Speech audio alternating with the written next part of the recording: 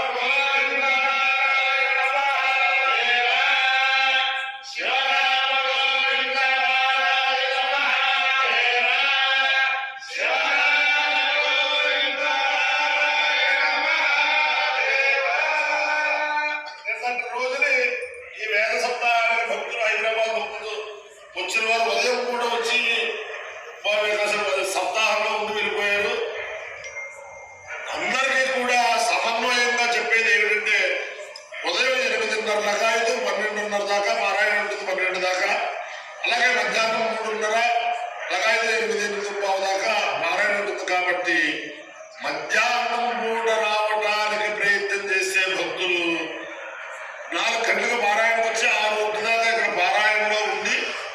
సరిగ్గా ఆ అరగంట 40 నిమిషాల్లో ఈశ్వర దర్శనం, ప్రదోష సమయంలో ఈశ్వర దర్శనం చాలా విశేషం. ఆ ఈశ్వర దర్శనం చేసుకుని మళ్ళీ సత్వలోకి వచ్చేస్తే కదా ఇంటి దాకా ఇక్కడ మళ్ళీ వేదపారాయణ ఉంటుంది. అప్పుడు ఆశీర్వాదం పొంది వెళ్ళొచ్చు. అలా అయితే చాలా బాగుంటుందని నా యొక్క సమన్వయం అన్నమాట. ఉదయం నుంచి రాత్రి దాకా ఉండండి, మధ్యాహ్నం వచ్చి రాత్రి దాకా ఉండండి. ఉదయం వచ్చి వెళ్ళిపోతే దానికంటే మధ్యాహ్నం 4 గంటలకు రావడానికి ప్రయత్నం చేస్తే ఈ ప్రదోష సమయంలో ఈశ్వర దర్శనం కూడా ఉంటుంది. కాబట్టి భక్తులందరూ కూడా ఈ హైదరాబాదు, తెలంగాణ రాష్ట్ర సమీపంలో ఉండే వేదాభిమానులందరూ కూడా ఈ సూచనని గమనించవలసిగా కోరుతూ పార్వతీ